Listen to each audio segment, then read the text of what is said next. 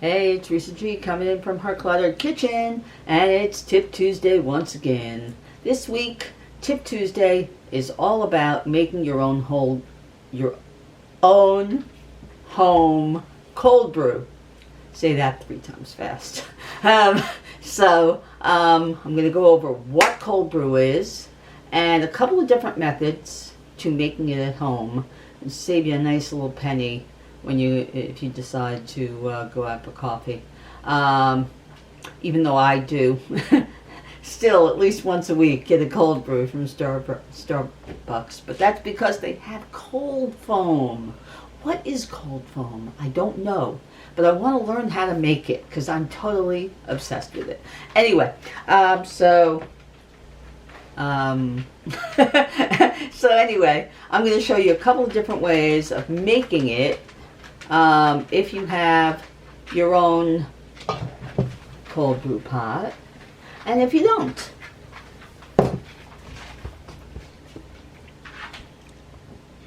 Okay, so a couple of years ago, or actually more than a couple of years ago, I was going through one of the Pioneer Woman books, and she had her own perfect iced coffee, and what it basically was cold brew.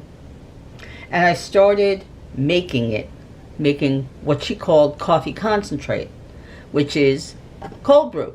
Okay, and then you make cold brew from the concentrate. Okay, and I'm sure that's what Starbucks does too. All right, cold brew technically is coarsely ground up coffee beans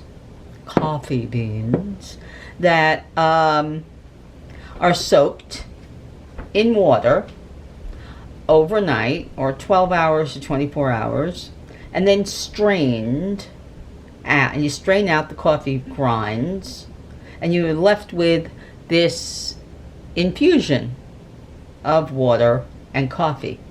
All right, and it is very dark and very bold, and but it's less acidic than brewing it with heat and with hot water.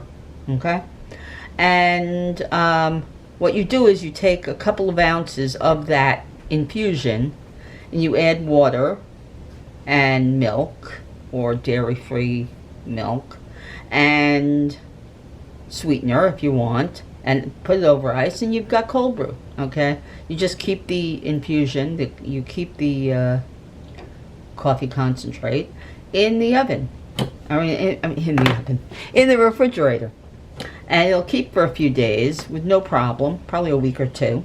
It doesn't last more than 3 days for me. Anyway, I'm going to show you 2 ways to do it. Okay, now the Pioneer Woman said to take a whole pound of coffee. All right, so a whole bag of coffee.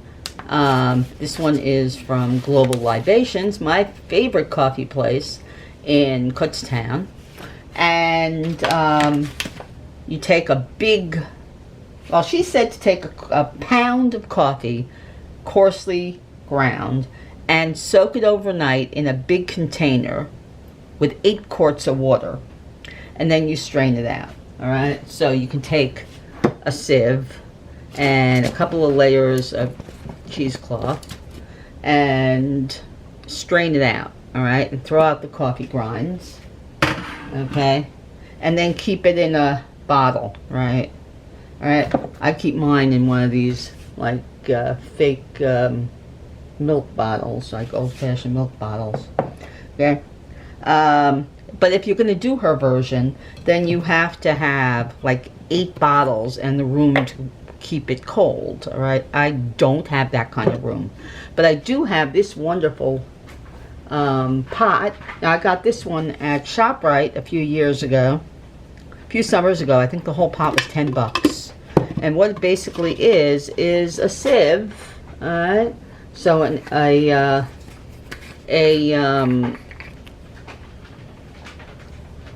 it's a sieve, right? And you fill it with the coffee beans. All right, I keep a jar of coarsely ground coffee. Last few weeks, and I usually fill it all the way to the top. Okay, all right. This amount doesn't go all the way to the top, but then I take a full, 4-cup thing of water. All right, I'm not gonna do it right now. All right, and I pour it in from the refrigerator. It takes a while for it to fill up. It's very slow. And I pour it down the center. Now the instructions with the pot said to just wet the top of it first. And I guess let it start with the water going through.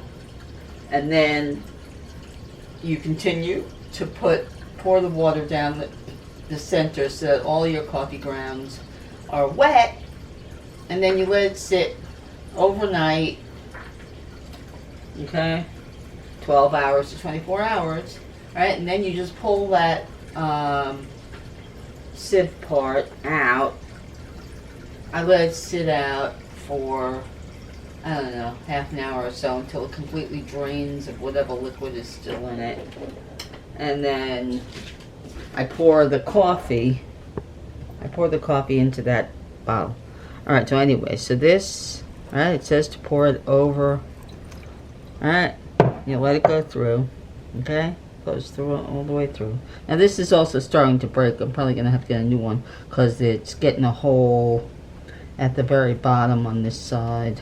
But if I have to, I pour out and I leave a little water down there so that it holds whatever grinds got into there. But anyway, just keep doing this. You keep filling it, and it keeps on going down.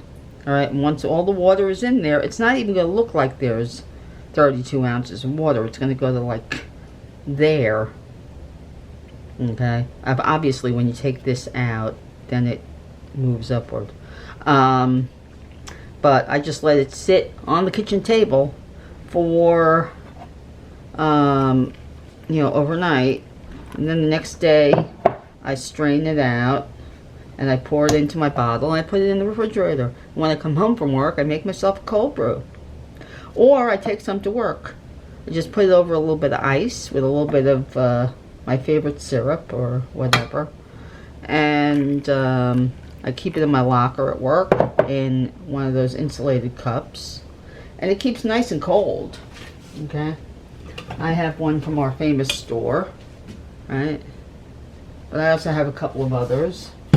I keep in my locker, and even at the end of my shift, 6 or 7 or 8 hours later, there's usually a little bit of ice still in the bottom. All right. Anyway, just keep doing this until. All right. If I was doing this with the, if you're gonna do it with the cheesecloth, all right, you just put the ground up beans in the bottom of this big container, right? I don't know, the biggest container I guess that you have, and you put your whole pound of beans in, ground coarsely. I use an electric coffee grinder, and of course make sure your beans are nice and shiny. Okay, you see those? They're nice and shiny. That means they're freshly roasted. Okay. Now you can go, if you like bold coffee, then go with like an espresso. That's what this one is. It's an espresso. All right, it's an espresso blend. I love this one from Global Libations, but I only go there 3 times a year. Once in May, or April or May. Once around, on the day of the Bowers Festival. And once in like October or November. So I get like 1 bag usually. All right, so see, this one has a lid. All right, now when it's done, I take this part out. All right, and it's really dark by then. All right, and I put it in another cup to take any liquid that's in the bottom. All right, and if you want to, you can put this whole pot into the refrigerator, but I don't. I transfer it because that bottle is thinner, narrower. But it's got, see, it's got little holes there so you can pour right through. But anyway, it just stays like that. And I put the cover on and I let it sit, infuse, right? And a day later, I strain it out and I have cold brew, all right? And I put it in the refrigerator. And what you do is, depending on how bold the coffee is, I think. Anyway, this is my rule. It may not be the rule of everybody else. I take about 2 ounces of it. I put some ice in the bottom of a cup. I put in a little bit of whatever my favorite syrup or sweetening is. All right, I've got all kinds. I've got caramel. I've got agave syrup. I've got Torani, different flavors of Torani. That's my favorite brand. And I've got Monine, I think it is pronounced. I don't know. I get it at TJ Maxx and Marshall's. I think it's French. It says 1 pump is 1 packet, meaning 1 packet of sugar, I guess, or sweetening. And I put it a little bit of milk and some water, a little extra water, because otherwise it's way too bold. And I have a cold brew that tastes just like it came from the big coffee place. Okay, so those are my tips for making coffee drinks or cold brew drinks at home. Make your own cold brew, people. It's very, very, very easy. And you get about 10 glasses of coffee out of it. 10 glasses of cold brew. All right, at the big name store, that would be $40 worth of coffee drinks. Okay, you could save yourself big time. For a couple of years, I was having only 1 of these drinks a week. I have to get back to that because it was definitely cheaper. But you can, what's great is that you can sweeten it any way you want. You can go white chocolate syrup. You can go gingerbread, make yourself a gingerbread latte, whatever. It's great. All right, and it's much cheaper. So I want to save you guys money. So I hope that you found this interesting, that you'll make your own coffee concentrate and make your own cold brew at home.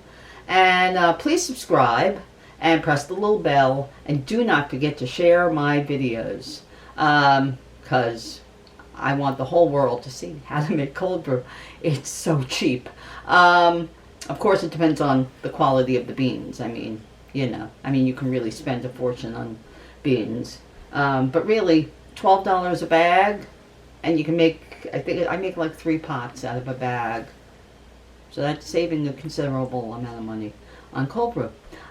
So I hope you enjoyed this, and come back again to Teresa's Cluttered Kitchen for more recipes. Bye.